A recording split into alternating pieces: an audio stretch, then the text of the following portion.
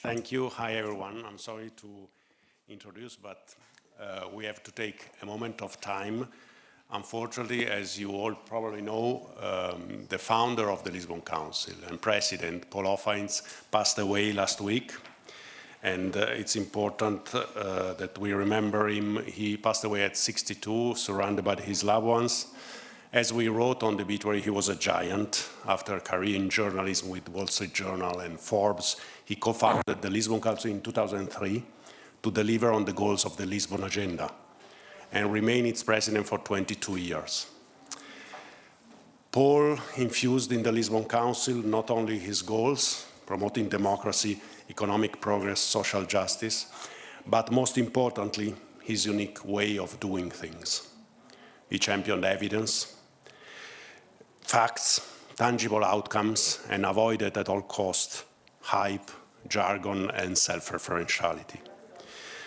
Everyone who met him will remember his incredibly high standards, his intellectual honesty, restless curiosity, visionary power, combined with an eye for detail and a commitment to make a difference in the European policy debate. Now, in these troubled times where we live, his vision and values are more important than ever, and the Lisbon Council team commits to building on his legacies and continuing his fight for a better world. And this starts today. A memorial service will be held Thursday on the 8th of May at 5 o'clock here, and you will be able to find all information on the website. Thank you very much.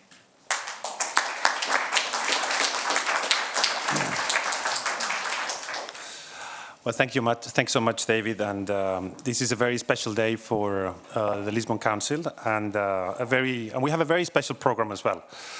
As part of the 2025 Skills Summit, Transforming STEM, who, for those who don't know, is short for Science, Technology, Engineering, and Maths Education. We're here to explore how it can drive Europe's global competitiveness and social fairness for all our citizens. Your host today is a proud 1999 industrial engineering graduate from a public university, Politècnica Catalunya in Barcelona, an Erasmus student of the public Polytechnic Torino. So I'm very proud to be here in that way.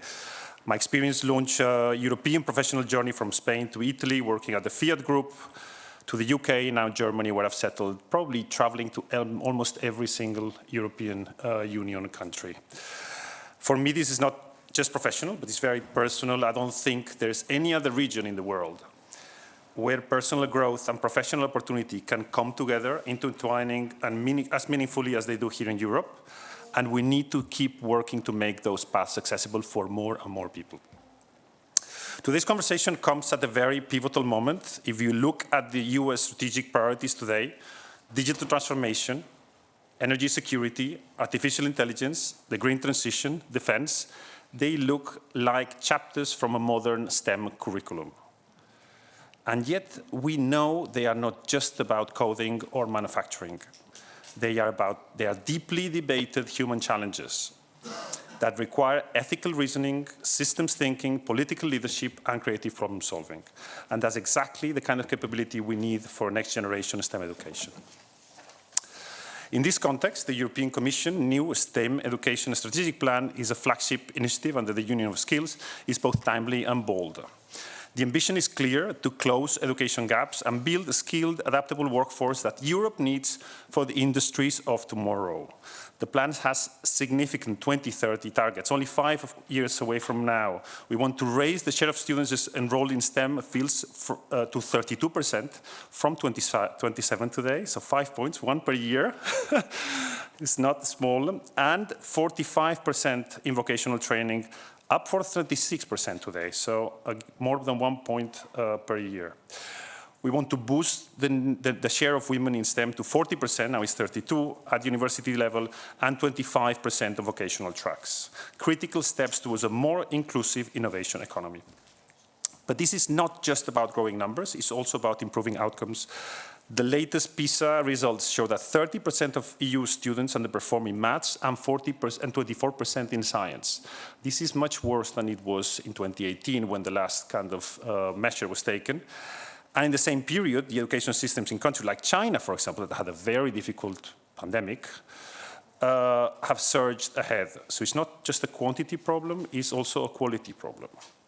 If we are serious about meeting the ambition of the strategic plan, we need more than new targets. We need fresh thinking about what we teach, how we teach it, and whom we empower along the way. And beyond the ideas, we need strong delivery mechanisms, closer collaboration between the EU and member states who have essential competencies in education, and deeper partnerships between vocational schools, universities, and businesses, ensuring that the students that we bring to STEM programs are a more diverse and representative group, and equipped not just to graduate, but contribute to business from day one. So today, we're very lucky to be joined with a fantastic set of speakers that will touch on each of these questions. Firstly, Roxana Mințatu, Executive Vice President for People, Skills and Preparedness at the European Commission, will open our session today.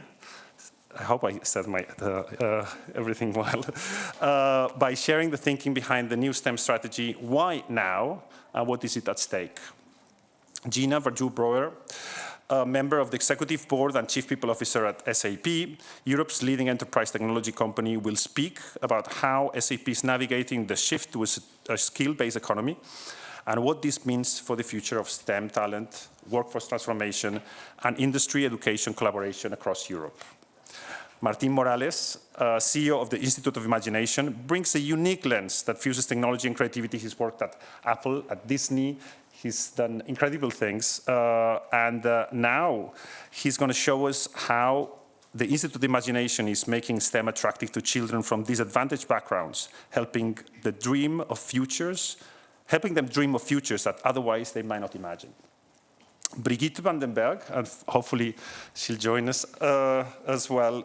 She's a Dutch member of the European Parliament and the co-chair of the Intergroup of Future of Education and Skills, and she will share her perspective on how Europe can legislate and lead on education that fosters long-term competitiveness and social cohesion. And finally, Yuri von der Steenhoven, Vice President at the University of Applied Sciences in Leiden, will discuss how universities are evolving, collaborating more closely with industries and scaling lifelong learning, very interesting, to a point where alternating between working and studying becomes the new normal. The stage is set. Let's get started. Executive Vice President, please take the board.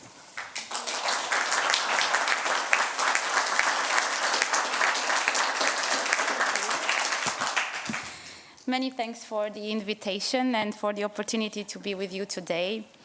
And yes, my condolences for the loss of the founder of this important organization. Young person, I was reflecting on the age, and yeah, we need always to have things in perspective, but the legacy is ever more important, so what a great legacy. Thank you. Thank you for being here and discussing, STEM. I am being both praised and criticized for prioritizing science, technology, engineering, maths inside my wide portfolio. I was a bit smiling because you mentioned my title, which is the first title. Now I have another title, which is a bit longer, so that it reflects also social rights, also quality jobs, skills, but also education. It's not just skills, it's education and preparedness. Our discussion about the importance of STEM and what can we do now and how fast should we move is about all of these things. So it's about education, skills, it's about jobs, it is about preparedness. You've mentioned most of my ideas. I have a wonderful speech here. So obviously STEM is crucial for defense, crucial for our competitiveness. We all want to belong to a strong country, strong continent, strong union. Really, people want to be part of a strong concept. So our strength is really, our bone structure, maybe, let's say, is really in need of a strong STEM action. And you've mentioned it as well. It's not EU competence to decide on curriculum, to decide the wages of the teachers, to organize the school systems, or even the partnerships between the school systems and the businesses. But it is EU's role to facilitate, to create momentum, to support, to create a sense of direction, of vision, to invest, and we do that. We've already done that. With the Union of Skills, we want of course, to change the rhythm, the dynamics, to pace up our work towards a skilled Europe that is stronger, Europe that invests in STEM as well. So you've mentioned, or maybe let's say, while I was reading my, again, beautiful speech, which has all the figures you've mentioned as well, where we are now, where we want to go by 2030, but it's just about, a first step. I thought that actually the name of my speech would be the name of, I don't know, a movie maybe, I don't know, we can think about it, is What Happened with Mathematics, or the curious story of mathematics in Europe. Because I was looking at of course I could look at my own life, and maybe some of you that are my age could also look at, or a bit older, look at this as well. The statistics say that in somewhere 2012, Vanessa gave me the statistics, we were looking at top performance in maths, which is crucial for STEM. So we may discuss STEM, but we all know we need good math teachers and math performance. So our European Union top performance in math, somewhere in 2012, yeah, it was 13% top achievers, something like that, close enough with our competitors. But for me, it's not about competitors. It's about, overall, where we stand.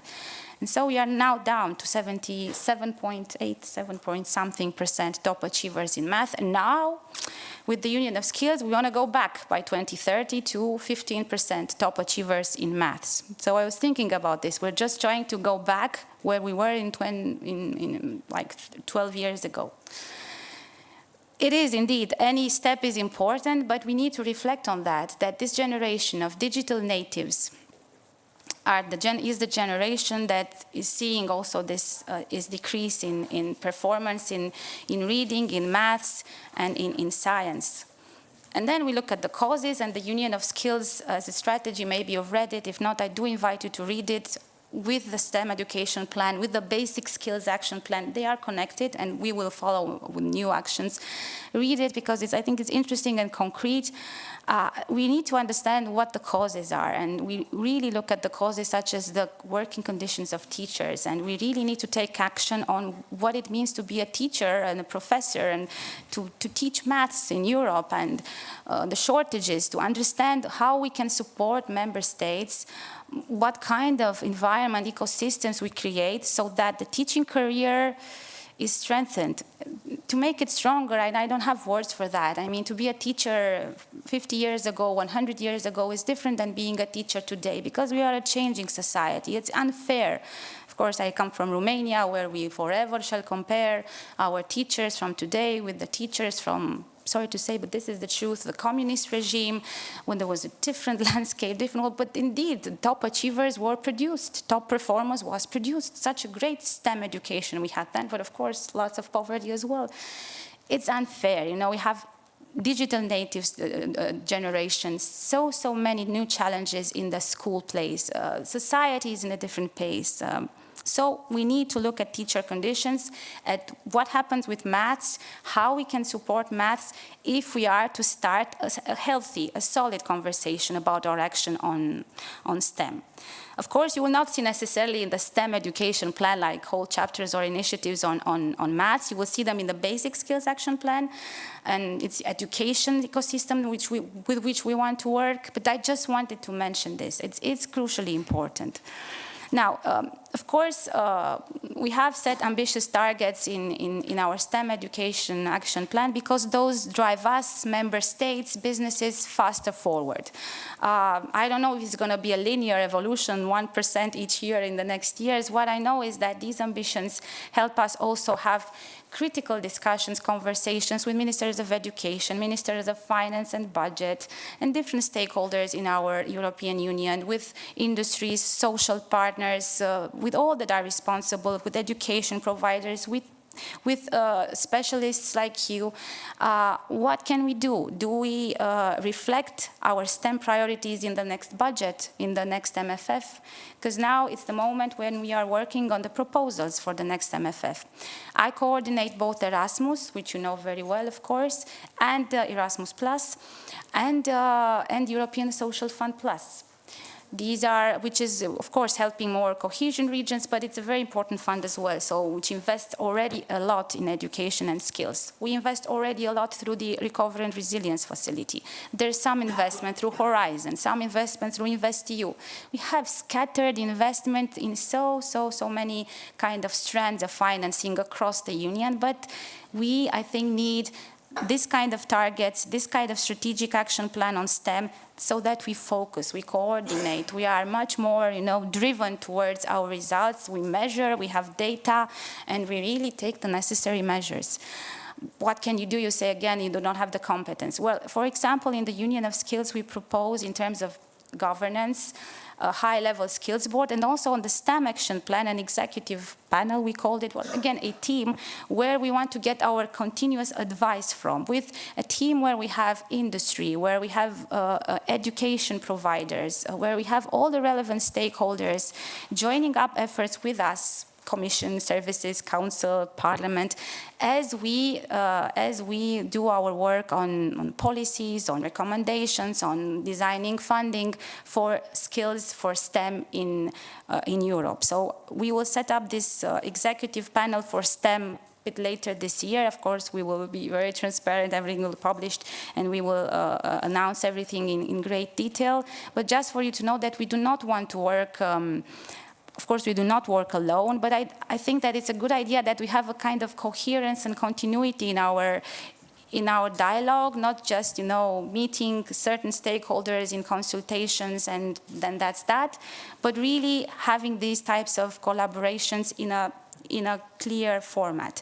And what will happen with the advice that we take from, on STEM, it's so important that we have business sector and education and public stakeholders and political stakeholders at the same table. This is critical because we're discussing about also the matching between what the labor market, the businesses need in terms of talent, of skill, of many people say of qualifications, but indeed, better that in industries, in the private sector, skills are needed. You have a diploma, but beyond that diploma, you need to really have a certain set of skills up to date. And so this conversation is so important between private and education.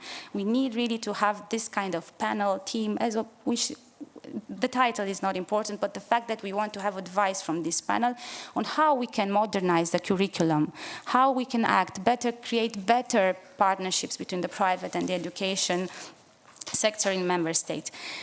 Technically speaking, not to be boring, but the information that we get will be fed into a semester recommendation, European semester recommendation on education and skills, which, again, I am just a normal person. One of my colleagues in the cabinet, this is a great, great victory. We're going to have a European semester on education and skills. I say, oh, God, I mean, if I go in any school in my country or else, they'll say, what do you have? What is that? What do you mean? But, well, where's the money? But no, this is important. Truly it is. It is important because we need to coordinate with member states. We need to be honest about where we stand, where we need to invest. We need to stimulate, incentivize, or whatever you call, all member states to push towards STEM priorities. So this European semester recommendation is a good beginning in an area where, again, we do not have competence, but we can work strongly and more closely together. So this recommendation will be clearly connected with the work of this team and of our services and of all us on implementing the STEM action plan. There are other initiatives as well. My colleagues put them here for me to mention them. But yeah, I would look at you and just say that we already have the Centers for Vocational Excellence, for example, which I think there are tremendous examples of how Europe can really improve the quality of education in STEM. And I think we really should continue to have strong support for them through Erasmus, maybe matching with the SF, so maybe more coherent financing towards these centers. I really see that more quality in education in Europe depends on such concepts. Stronger COVIs, stronger European university alliances, they are, of course, like precursors of what we might dream out of Europe, like this very strong European entities, but they are very, very useful, and my commitment is to really support these kind of tools that we already have, so that we are able to deliver better on the quality of STEM education and to connect with, we now talk about defense, but it's not just defense, it's IT, it's cybersecurity, it's quantum, it's AI, it's everything, it's construction.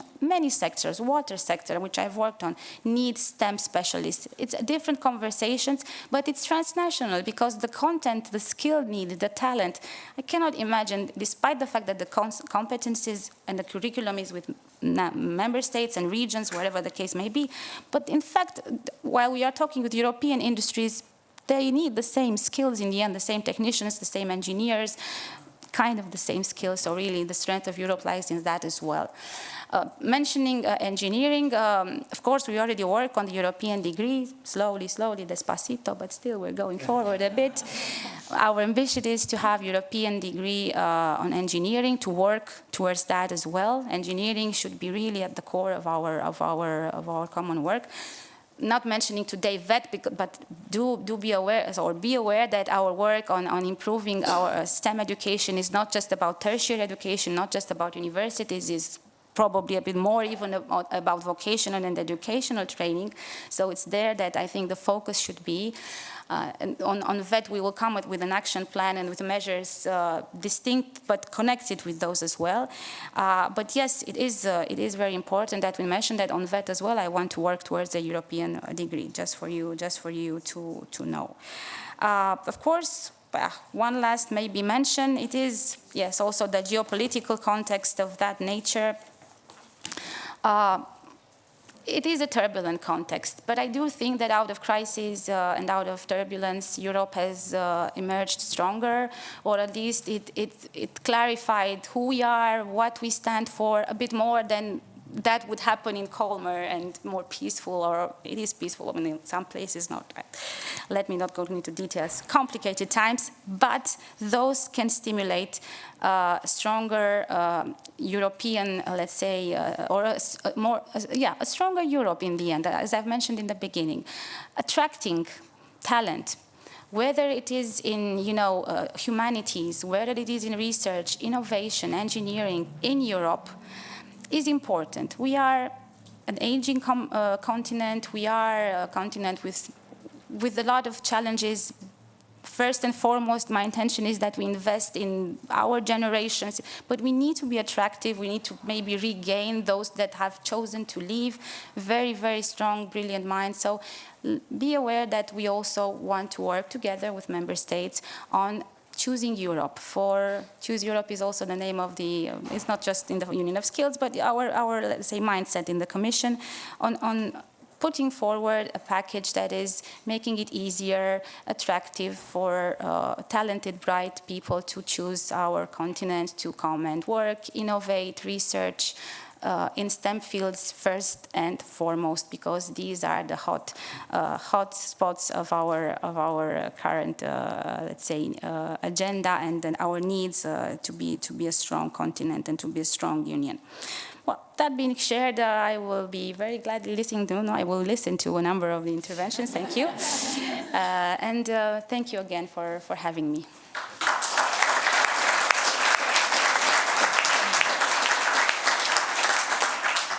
I'm following up with Gina, please. Would you want to join me here, or you join here?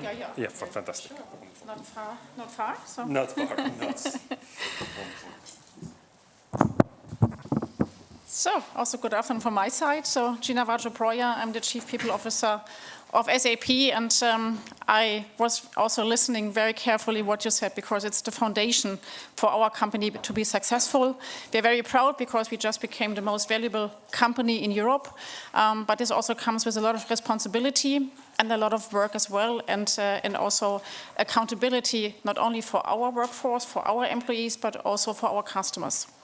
A couple of key facts about SAP in order to also give a bit of context who we are and what transformation we ourselves have to undergo, and also what we are doing in terms of STEM education, supporting also the qualification of our own 110,000 employees. So first of all, we always say we are actually the operating system of the global economy, because when you are looking at SAP, 98 of the 100 largest companies are actually running on our systems. 80% of SAP's customers, of our customers, are small and medium-sized companies as well. And when you take it all together, 84% of the global commerce is running via SAP systems. And this was actually very impressive when I joined. I just joined SAP also last year.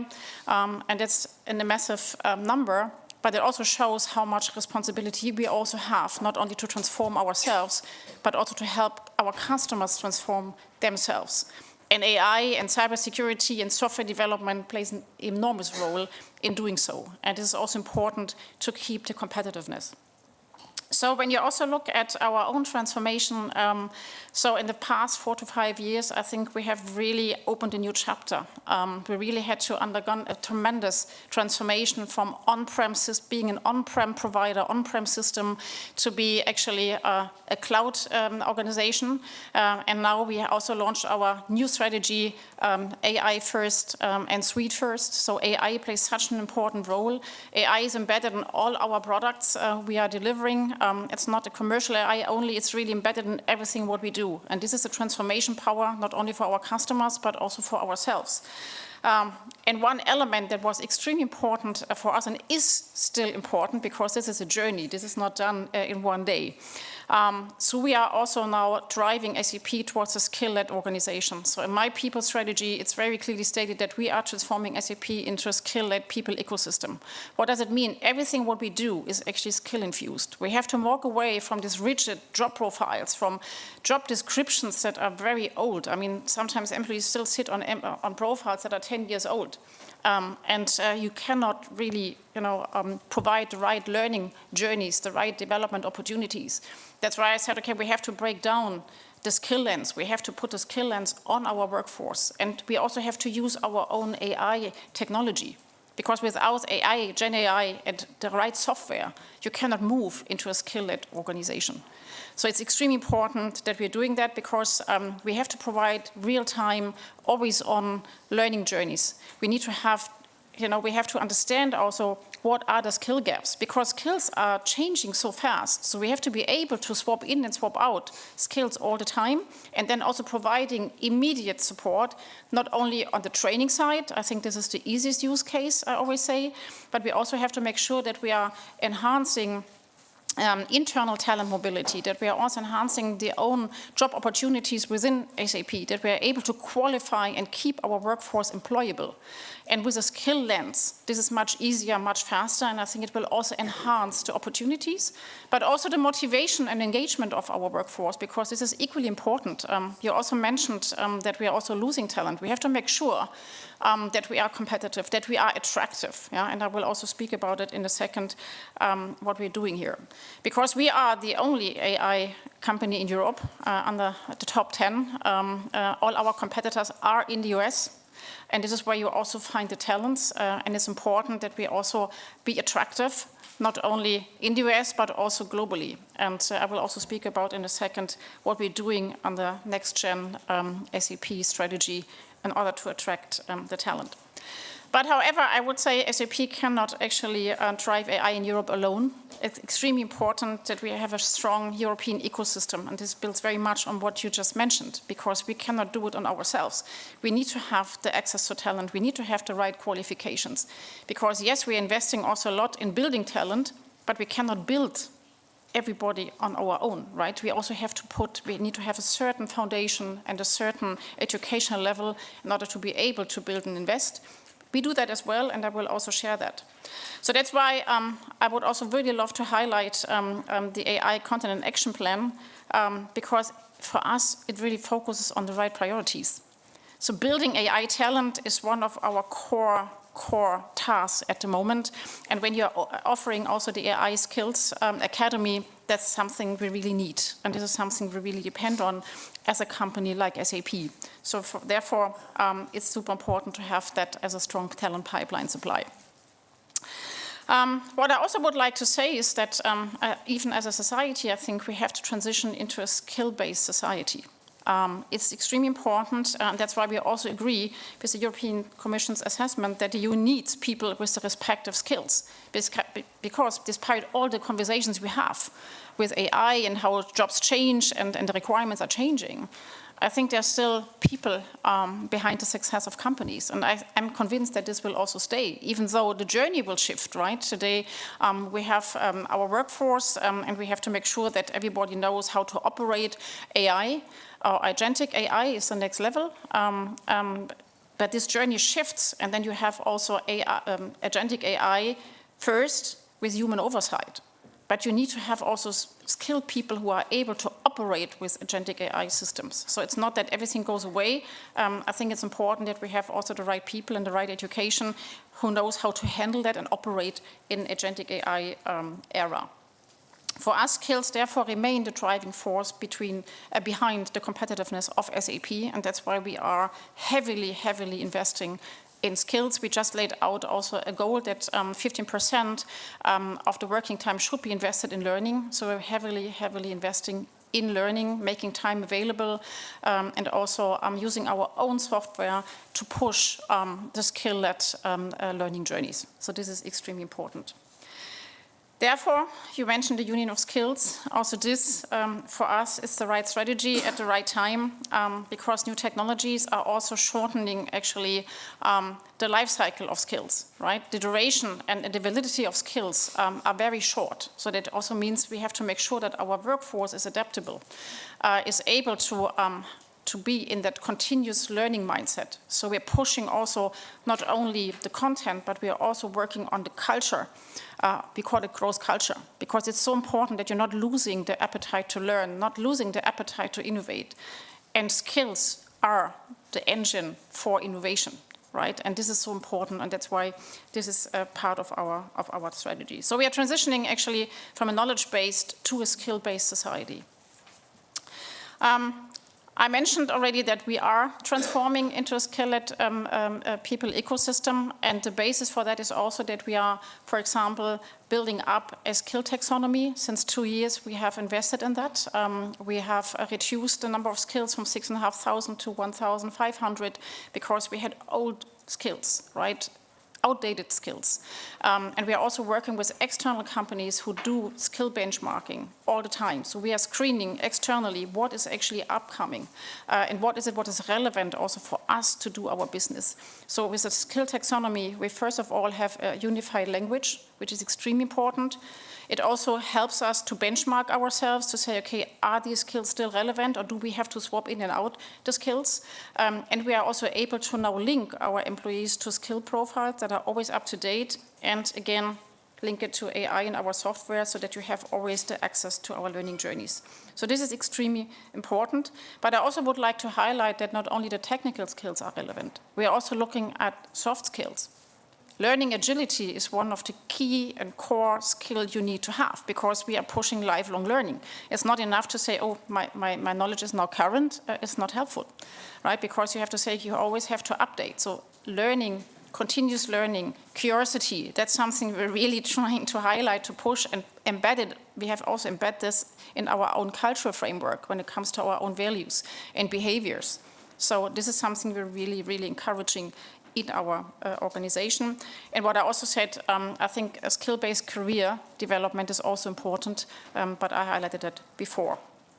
So when you also look now, one piece I also would love to underline is the learning agility and the adaptability, because this is something where I can see in our workforce that we really have to do a lot, and we are also running cultural programs at the moment to make sure that everybody embraces that and understands it, right? You can put targets out, but at the end there is an internal motivation to learn. So you cannot order curiosity. So we have to make sure that we're creating the environment, that we're creating the space, and also the inspiration, also from a management team. So this is extremely important. So if Europe actually wants to take a leading role in key technology, we need to grow and leverage also our human capital. Education, you also highlighted that, is for us also a very, plays a pivotal role in equipping also future talent with the skills needed, because the speed of change I've never seen before. I mean, I've been working in transformative environments for almost 20 years, but the speed of change is just enormous, and we really have to react to that. And that's why it's also so important that in the education systems we already start, right, with the right cognitive abilities. And also here we are working very much also with universities and academia, and we have just put out also last year a game that is called Business Builder. The Business Builder is actually a kind of gamification that also works with young students, with children, that they are able, you know, to learn the right thinking patterns. This also has to do with critical thinking skills. It also has to do with interdisciplinary thinking. So those are things we have to do early on and invest, because you cannot acquire that at a later stage. It's much more difficult, so kids are learning much faster. And I think it's also important that we are pushing also proficiency in English at a very early stage from my point of view, and we also have to invest in IT and also tool competence. And then, of course, STEM. We have to invest in the skills when it comes to science, technology, engineering, and math especially, and this really needs urgent attention from our point of view. So, therefore, we at SAP really welcome also the efforts to boost STEM and skills across all the member states. And I think the introduction also of the STEM education strategic plan is exactly the right approach from our point of view. So, it's also important to underline that we are also investing, and I would like to share that because I think that's very unique for an industry company. We have a university alliance organization that is partnering with over 3,000 universities.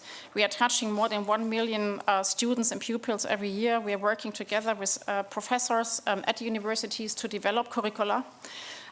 We are also having our own software in the classroom so that pupils and students can really learn how to use the software. And this is something that is really tremendous because we have not only research alliances, but of course it's also something we're using in order to attract also talent to a European company. And I think it's important that the talents are not going abroad, what you also mentioned before. So this is important. This is also an accountability we have. We think it's our responsibility to also give back to society and also help from the industry side to put the right skills out. Another example, maybe not only the university alliance is what I just mentioned, but we are also, for example, collaborating with 42 campuses. So we are partnering with 42 Berlin, Heilbronn, and Prague, and we are supporting a tuition-free peer-to-peer coding school. And this is a model that is focusing very much on skills over degrees. And this is also something, when you're turning into a skill-led organization, that's something we are also testing out, that we are also moving away a bit more from the pure degree view and more looking at the skill view. So we are also testing that. We have just started doing so I can report out next year how that goes. But I think that's something because we have to also widen the pool of qualified talents. And this is one approach we have also chosen. And maybe a last example is also the European University Alliances. SAP is also a very active industry partner in 4EU+, and also engage at EU with a representation on the International Advisory Board to shape industry-academic collaboration. So I could also go on with a couple of more examples, but I would like to close because I have other peers waiting for the presentation. But I would love to close, and I would also like to echo the European Commission's vision that a focus on skills is not just important, but essential for me to strengthen Europe's competitiveness. And this is a collective responsibility, also from the industry side. And that's why it's great to really build the European ecosystem. At SAP, we are committed to become a skills-led organization because we really see every day what it means. And we see the reality if you're not investing in skills and how fast you can lose your advantage and your innovative power.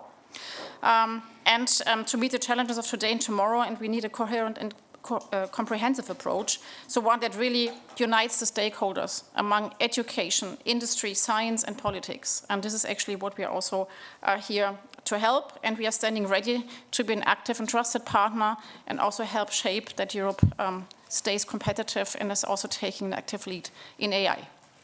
Thank you for that, and looking forward to the panel later on.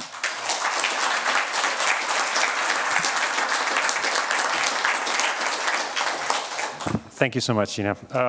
Martin, we're going to start the introductory presentations now.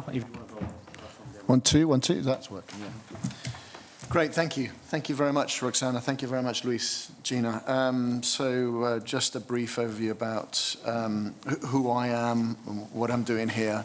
So I use my creativity, leadership, and life experience to create beautiful things, to create services, and I'm the CEO of the Institute of Imagination. My lived experience is really important to this because I came from a background living in Peru in South America, watching my grandmother's village be taken over by the Shining Path guerrillas, watching inequalities in indigenous communities in the Andes that are racial, class-wise, economic inequalities, and I fled violence with my father, aged 11, as a migrant child to England, looking for safety.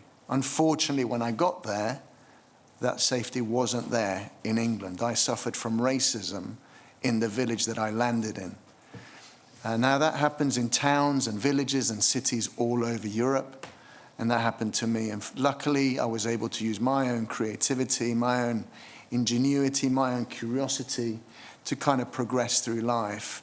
And I've been blessed to have incredible work experiences, but also really champion the power of imagination, champion the power of potential of young people. And that's why I'm in the role that I am at the Institute of Imagination. So we help support children, parents, teachers, and communities. It used to be around the world, and then it was more Europe, and then it's become UK, then it's become England, because the growth of poverty in our own country has grown exponentially, 4.5 million children living in poverty. So I just need to look at my backyard, as they call it, my neighborhood, to see that there are children living in appalling conditions. So STEM and STEAM are really important in all of this, and that's why we do what we do. So we provide children with the tools, space, opportunities to imagine, to create, to achieve their full potential. We work through STEAM. We believe in STEAM, we believe in STEM, but we believe in a creative approach to education. You know, that's what's missing here. That's what teachers want. That's what parents would like to see. That's what, most importantly, a new generation of children want. They want to have fun. They want to enjoy. They want to play. They want to make. They want to use their hands. They want to use their hearts. They want to use their heads. They want a project-based learning. They want open-ended play. They want project-based learning, real-life situations. You know, you spoke about all of that. It was brilliant. So that's what we do, and we connect talent with opportunity. We connect education in communities that need it most. You know, we connect, we pave pathways, even though our age group focus is 5 to 11. You know, we connect that opportunity for the next stage, for meaningful careers in the future. So one of the projects, just to give you an example, that we work on is a collaboration with the Lego Group and the Lego Foundation. They believe in the power of play, learning through play. Now, there's many ways play is manifested and need to be important in children's lives and for the future of competitiveness and for the future of social cohesion. But learning through play is one of them. And by the way, I sit on the National Commission for Play in the UK, and we're trying to work with government in particular and business to grow the importance of play. But one of the projects that we work on is called The Power of Play. It's in one of the poorest communities in the UK, Tower Hamlets, in East London. And we've created a holistic approach, an approach through working with venues like the Victoria and Albert Museum, the Young V&A, working with Save the Children, working with the Lego Group, an app called Easy Peasy, on how we learn through play STEAM programs in this community for every child at school and out of school. So we work on programs and workshops and events and teacher training and educator training in mosques, in churches, in libraries, in shopping centres, as well as in schools. So that program is a 3-year program. We have evidence that it works, that there's better school attainment, there's better engagement, that there's better teacher engagement. Teachers love learning this approach. Teachers, head teachers come to me, and I was just saying this at a lunch just recently, just earlier on. The teachers, actually say, head teachers say that that their teachers are not leaving the school, and teacher retention is a real big challenge right now. Teachers want to leave because the challenges on teachers right now is horrendous. They have to be police people, they have to be social workers, they have to be security guards, they have to feed children sometimes in some of the schools that we work in. So how do we support teachers is really crucial, and we do that through the educator training, the educator learning, and they love that because it's a new approach to education. It's why they join the profession. So I'm calling on this group, and I mentioned it to the Lisbon Council, that there could be a research, for example, on the importance, on the return on investment of financial return on investment, educational return on investment, and retention return on investment if we educate teachers better and support them in their learning. Not teaching, but learning. That would be really fascinating to propose to governments, to European Commission community, to business as well. So that's some of the things that I'm involved in. I'm here because we are an NGO, so we're a bit different, but we have a role to play. I'm here. I am from the UK, so it saddens me that we can't be even more engaged, but it's testament to the Lisbon Council and the European Commission to invite me here. And I'm here also awkwardly focusing on 5 to 11-year-olds, because this is where we need to start. I know there's half of this room that's focused on creating fantastic university opportunities, but it starts from the beginning. Otherwise, we work on the potential, we work on the development, and potentially the prevention, because it's much more costly to educate children and retrofit what they should know from the very beginning. So I'm here to champion that, and I'm here to champion inclusion, because if someone said earlier on, and I won't name names, which is fine, but someone said the competitive is the most important thing. It is. It's very important, competitiveness. But in a learning environment, particularly with children, children want to be themselves. They want to create, we need to create spaces for risk for them to make mistakes, for them to fail. That's what we need in business as well, right? Absolutely. And that's what we do in business. That's what I did when I ran the business at Apple, and there was 5 of us, and I worked with Steve Jobs on launching iTunes Europe. We made some mistakes in those first few months, but we launched iTunes Europe from scratch, and 3 years later we were turning over €500 million. Incredible, with a team of 50 people.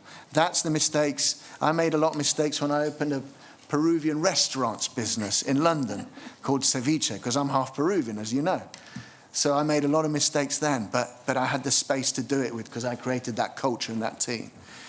And so it's important that competitive is the most important thing, but we've got room for failure, we've got room for experimentation, to take risks, but it's also important that we include side by side social cohesion and inclusion, because that helps develop talent, that helps develop innovation, and we can't leave other people behind. Again, that's why I'm here. I'm from an NGO, if I didn't say that before. So thank you. Thank you, Martin.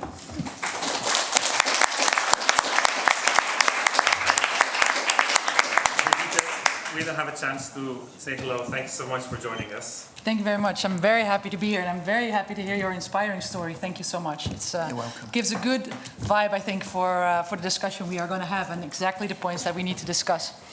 So I'm Brigitte Wennenberg. I'm an MEP since June. And before this, before I was elected, I was a deputy mayor in a small industrial area in the Netherlands, one of the few industrial areas that the Netherlands still has. And that job very much inspired me for my key priorities in the European Parliament.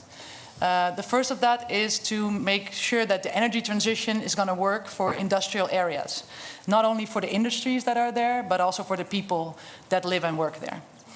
My second priority is skills, reskilling and upskilling people in Europe so they feel confident to be part of the new society that we are building with each other.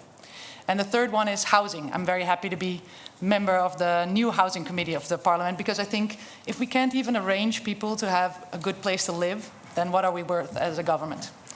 And these three topics were very important for me also at a local level, and I soon experienced that I cannot solve it on a local level. I'm now experiencing I cannot also only solve it on a European level. So we have to work together with the different levels. But I'm very happy to bring some of the local and regional knowledge to the European level and bring some of the European knowledge back to my region once in a while. When I came here, I was very surprised on how the agenda on vet education looks. Roxana Menzato already mentioned it. And I know that it's also very close to your heart, and I'm very happy to actually, I'm going to talk about STEM a little bit, but I'm going to focus within STEM only on vet, actually, because I think it deserves the focus. Because I was quite surprised that so many policies seem to overlook vet-educated people.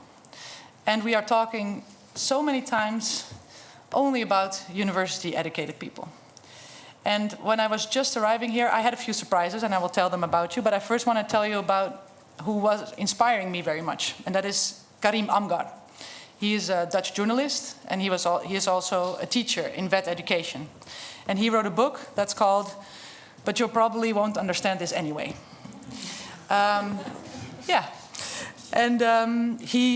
He was talking about the huge gap that he experiences between people that have a university education and people that have a vet education, as if they live in two different worlds, and how people with a lot of vet expertise feel very undervalued by politics, by policymakers, and broad by society.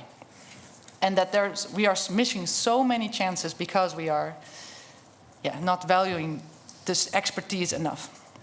And inspired by his book and inspired by the first experience I had in the European Parliament, I developed a 10-point plan on vet. And I'm a little bit tempted to go with you through all these 10 points. But I won't. I want to focus on three that involve my main surprises that I had. The first one was that vet diplomas are not recognized all over Europe. It was something I learned through the campaign. I was focusing on getting students a more international experience, and people said, well, there are some practical problems. And I was surprised because we have no competences on education, but we arranged bachelor and master's degrees through a separate treaty to be all recognized. But we didn't arrange it for vet education. While this is something we have more competences in labor market, and we didn't arrange it yet. And it also seems, if I put that problem out there, that people are surprised. They're not even conscious about the problem. So that was my first surprise, and that is I hope really, and I'm very happy that for Roxana Menzato it's also a huge priority and that we are going to work on it together. But let's make sure that this has been arranged after this mandate. I want to do everything to make that work. The second surprise was the Erasmus program, the Erasmus Plus program. I learned that, of course, it was all developed for university students. It was designed at first for university students. And I know the Dutch numbers that a quarter of the students participate in it, of university students. Then it was opened also for vet students, and I'm happy that it was opened. But the systems weren't looked at how it actually fits vet education. And therefore, for vet education, first of all, the money is way lower, but also the participation is way lower. Only less than 10% of vet students in the Netherlands have an international experience, and I can't imagine that the numbers are any higher in different European countries. So I really want to work on more money for Erasmus+, and especially on the vet part. And then internship. This was maybe my largest surprise when I just arrived in the parliament. I learned that to be an intern in European institutions, you have to have a diploma that gives you access to university education, which just rules out so many people that could be an intern.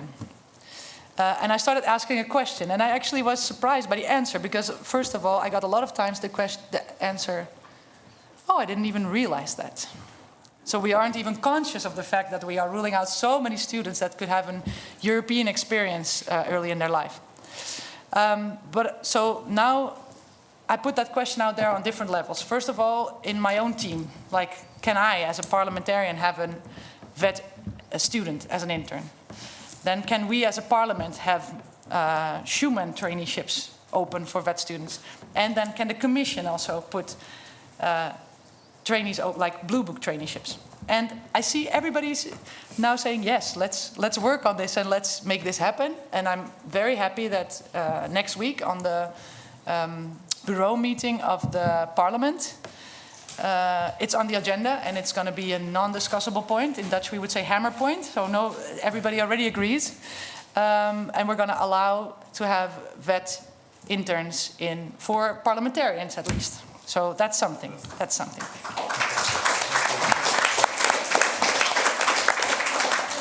Thank you very much. I'm also very happy that I was a little bit impatient, maybe you can understand, to get already someone on my team. So I already hired from the 1st of April someone who just finished their vet education in the Netherlands. And therefore they have a diploma that gives them access to the university. So I have already a very good, skilled professional with a vet education on my team. And he's already giving me a lot, actually, also on so many levels. So I would recommend you all to look in your organization. Do you already have an intern with a vet education? And do you also let interns with vet education advise you on policy? Because I'm getting a lot of great advices from my intern, and I wish that you all would have that quality of advice. So I hope that you always all want to consider this. I think we need small actions, we need large actions, but we mostly need a change of mind. We really need to understand each other's qualities, and we have to have more mix of people in the different levels in Europe and in different levels of policy making. And therefore, I'm very happy with the proposals that the Commission put in the Union of Skills. I think it's really an important, it has so much in it and so much attention also in it for the vet students, and I'm very happy to work on to make that all happen, because we need a lot of steps. We need to take a lot of steps. And therefore I also think that this Commissioner needs a lot of support. And I hope that we can not only support the Commissioner here and now, but that we can help her by pushing the vet agenda and the skills agenda to other commissioners. And tell commissioners that are working on the energy transition, that are working on safety, on defense, on healthcare, that they are not going to achieve anything without a strong skills agenda. And I hope especially from SMEs and business partners that they are also pushing this agenda more and more to help our Commissioner and our Union of Skills succeed. This is what I want to work on, and I want to, I wanted to end maybe, I don't want to be inspired by the wrong people, but I do really think that we should say, let's make vet great again.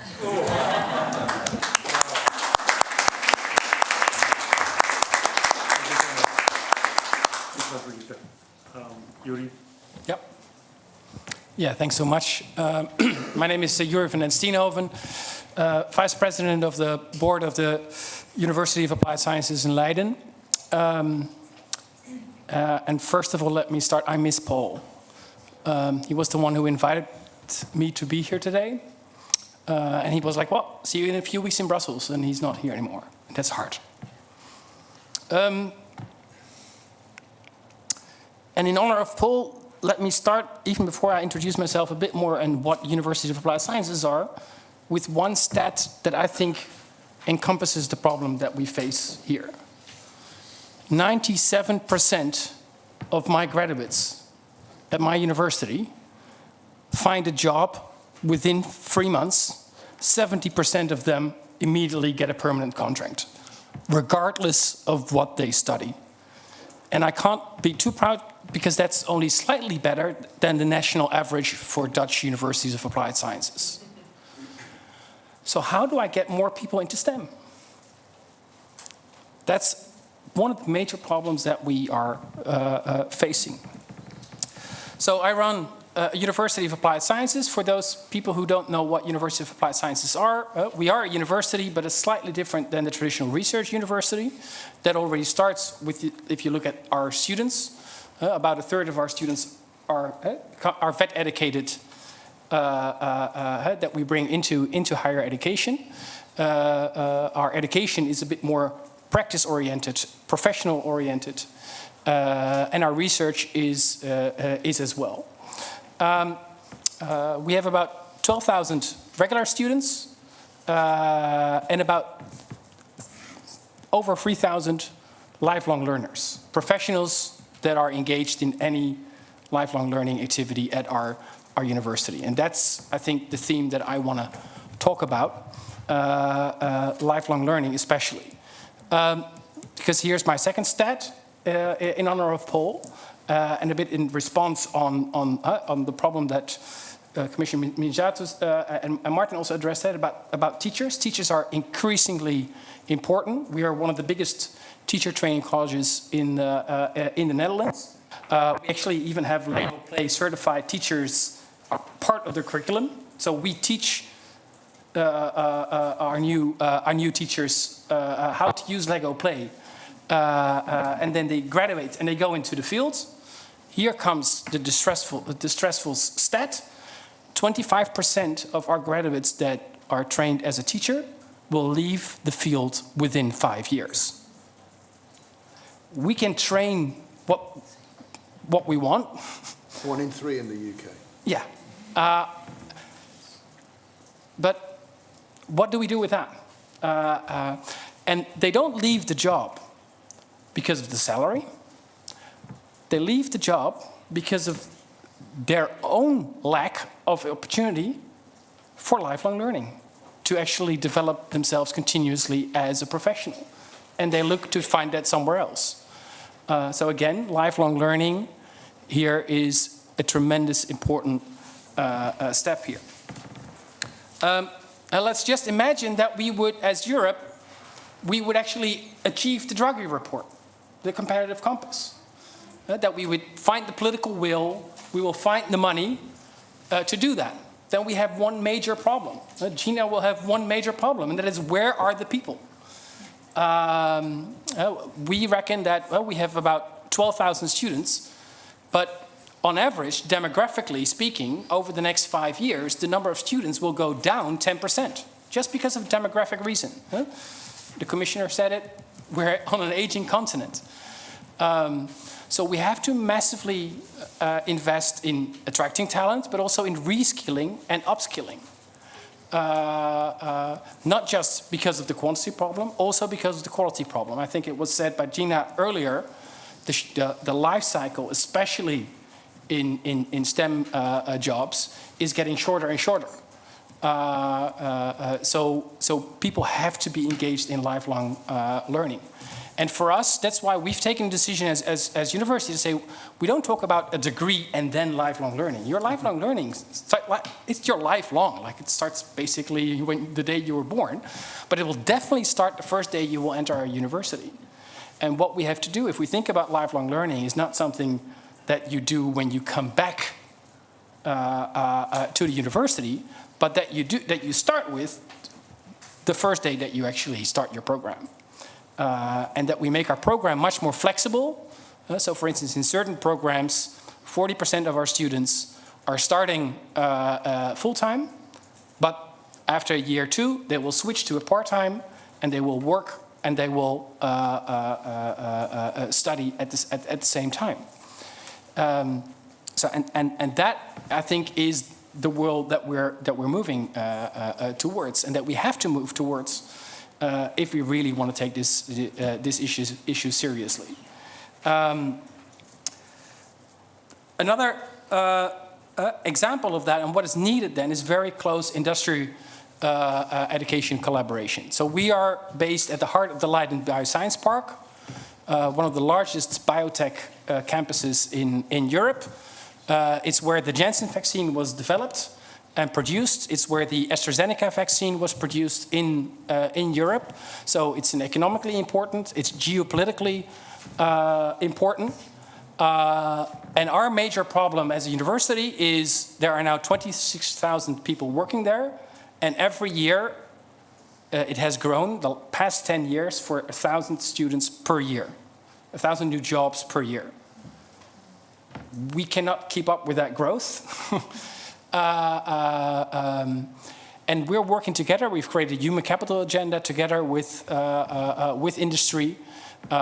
We've set up, you visited another one, but we've set up a Center for Vocational Excellence, a Center of Expertise that we use in the University of Applied Sciences, where we work closely with industry, both on research and on education, and define collaborative research and collaborative education throughout, where our young students are immediately working on real-world problems in industry, but also all the professionals who have worked in industry come back to learn, sometimes also even work with young students. And I think that's the world that we really need to get to. And that means a lot, because to be honest, our funding model, our organizational structure as university, a lot of the regulation is not designed for that. Because we're doing that, we're making our curriculum flexible, we're doing these industry collaborations, we're attracting more and more lifelong learners. So we expect now we have 12,000 students and 3,000 lifelong learners. We hope to double those lifelong learners in the next 5 years. That's a really big ambition. But there's a lot of barriers that we face along the way to actually make that happen, because the government is still looking at us in a very traditional way of just providing bachelor and master degrees students and funding that, which is absolutely needed. But now we need to do a layer more, and actually those programs have to be highly flexible as well. Because I still believe, I don't think that there is a distinction between skills and a degree. In our view, students gain skills, and at a certain point in life, when they have enough skills, we can give a degree for that, so that the market knows, oh, okay, then you have reached a certain level. When that is, yeah, that could be in 4 years, but it could also be in 8 years if you combine it with working, or maybe even with other things if that is needed. And that is, I think, the major transition, the major shift that we have to make in education, and especially in higher education, is become way more flexible. We need to do that as a university, and we're working very hard on it. But we need a government that actually also facilitates us in that along the way. And I think there's also a role for Europe to do that and to stimulate that as well. Thank you.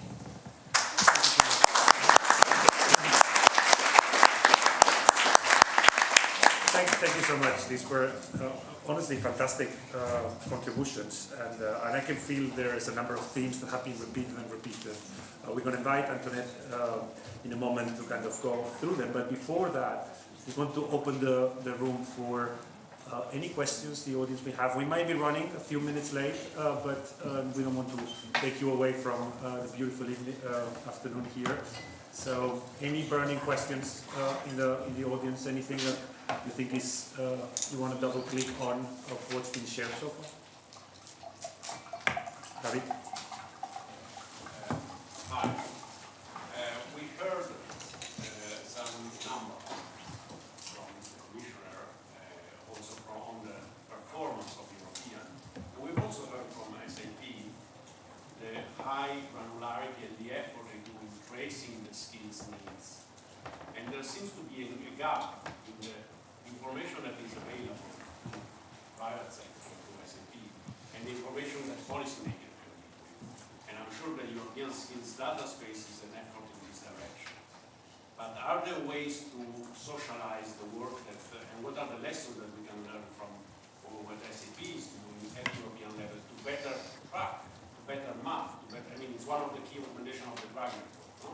How do we know better what we need, how we track better, how we perform?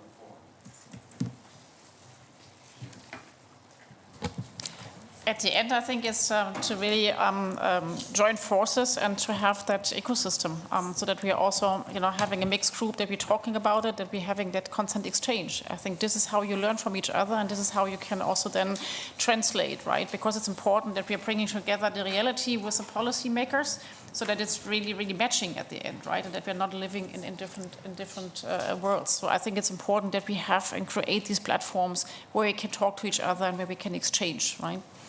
Because, as you said, we also experiment. We also don't have all the answers. So we are also trying, we are failing, and we are adjusting. And I think to also have that exchange on that, then I think we are also faster on the way forward. Maybe I should add to the response, because I failed to mention all the goodies that we are offering to women of skills, but data is important on skills gaps, on skills forecasting, and so we propose to set up this skills observatory platform that will rely on what we already have in different kind of agencies, institutions, on good practices from member states. But we do understand the importance of having the right data, of having the information, of being able to solve the mismatch. And also, we will feed into that. I was talking with Vanessa, the information on graduate tracking. For me, it's, again, in Romania, I've worked on let's see, a pilot project that looked at the first 5 years in the labor market for the graduates. It's just starting this project, but still to set it up was huge effort. But it's so important that we have this observatory, this skills observatory, including not just science, not just data from the industries, but also, the reality of the market. And if I have the microphone, I have to say that I was so inspired by everybody, absolutely everybody. I said, Vanessa, we need to visit this, go there, and then meet Lego and do everything that if time were allowed. But also this idea, once a student, always a student. So the idea that, the degree is just not, the degree that you get after 3 or 4 years, but that you are continuously in need of upskilling and reskilling, which is very present in our strategy as well. We need to work together. That's why these panels, high-level boards, whatever you call them, will be so important, that they will also help us not reinvent a wheel that is already there, but also just help us to fine-tune what we have and to deliver the best methodologies. And upskilling and reskilling, for me, I think it's a matter of survival and of competitiveness and of democracy, of citizenship, whatever you may call it, inclusion, fairness. And it would be such a great thing if we could work at European level to make this transition, this connection, that you're not just a student during your traditional degree training, that you are forever in a way connected and welcome, and being able to upgrade your system in your university or your vet school of origin or in another, but still. So very much thankful for the inspiration that you've all provided. I would very much love to go into greater detail with each of you, but with my team, I will probably somehow harass you a bit to have more information. If I could capture the thought I had when I did Erasmus a little bit longer in my life, I'm gonna go for that. So let's take that spirit and push it forward. I have never had Erasmus. Erasmus, so I have to really... Oh, there you go, there you go. Maybe there's a lifelong Erasmus there idea, you know, which we can bring it on. Fantastic. We're going to close with Antonetta Angelova-Castella. She's a Director for Innovation, Digital Education International Cooperation, for the closing remarks. Thank you so much.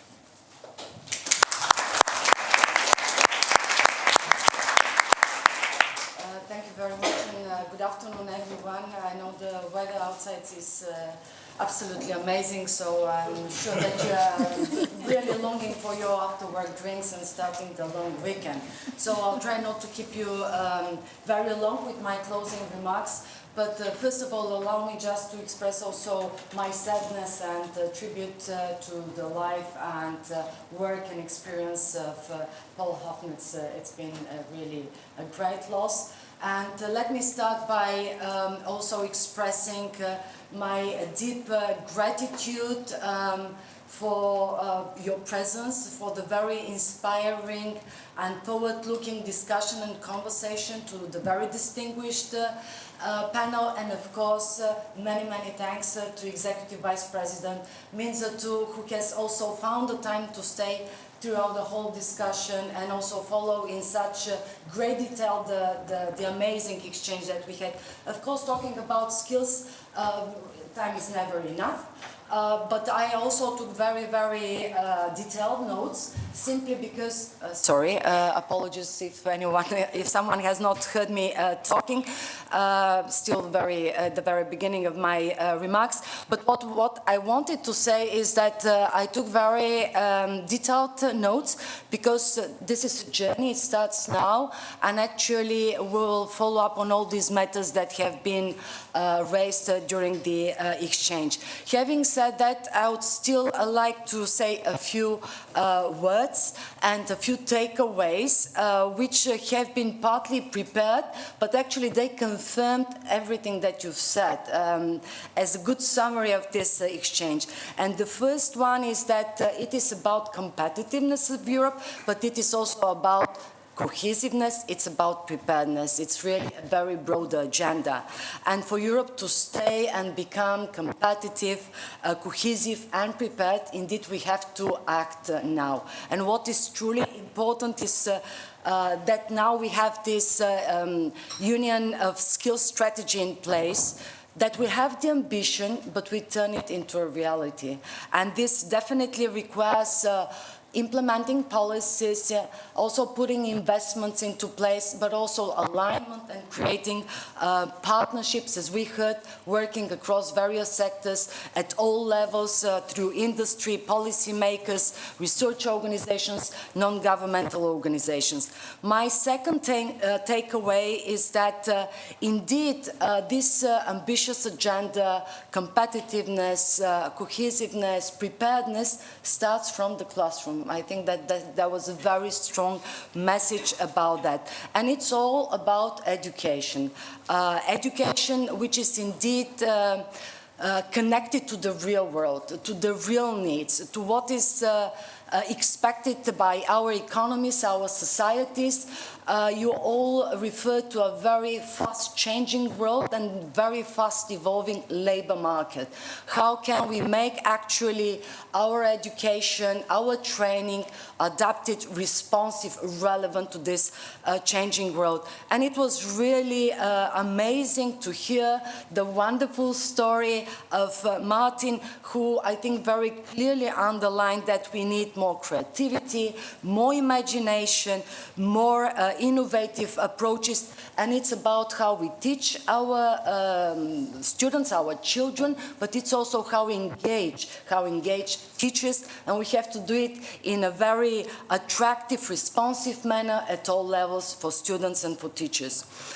My third point is, and I think again this was something that was raised also by Executive Vice President Minza too, but all of you as well, we need more skills, we need more people in STEM, that's true, but we also need diversity.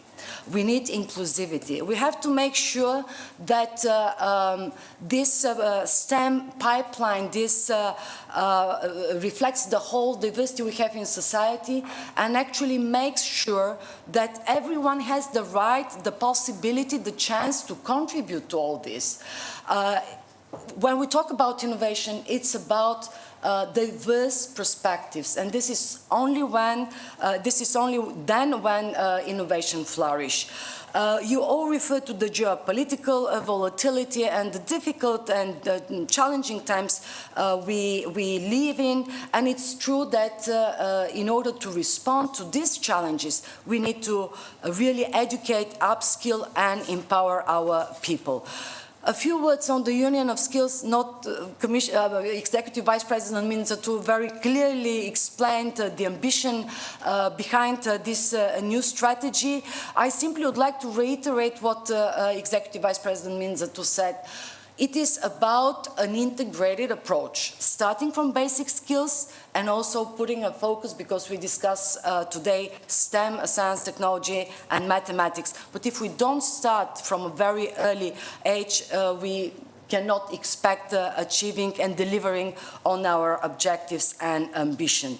I would like to finish by just saying a few more things about the challenges to which we have to respond. Namely, again, all of you referred to the need to respond to the industry's actually expectations for skilled workforce, which requires engagement of all levels, of national institutions, of non-governmental organizations, universities, schools, VET organizations. And this is what we believe that through the Union of Skills and the initiatives put in place by Executive Vice President Minzatu, we are going to achieve. Of course, very ambitious agenda, some very concrete figures that were mentioned. I will not go into them, but I would only underline that to achieve these ambitions, we need to really work together. And allow me just to mention that this is part of an even wider process: technological acceleration, digital transformation, again, as announced in the Union of Skills under the leadership of Executive Vice President Minzatu. By the end of this year, a roadmap 2030 on the digital education and skills will be also put forward, taking into account the review that we've carried out on the Digital Education Action Plan. A challenge and a promise. These are, and I promise, my very, very final words. And the challenge is that we continue working together. We all refer to this, but we know that when we refer to the practical experience, we still face certain challenges. So this remains a challenge, and we have to keep up working to overcome it, to work across sectors, to work across borders, bridging borders, and across generations, lifelong learning.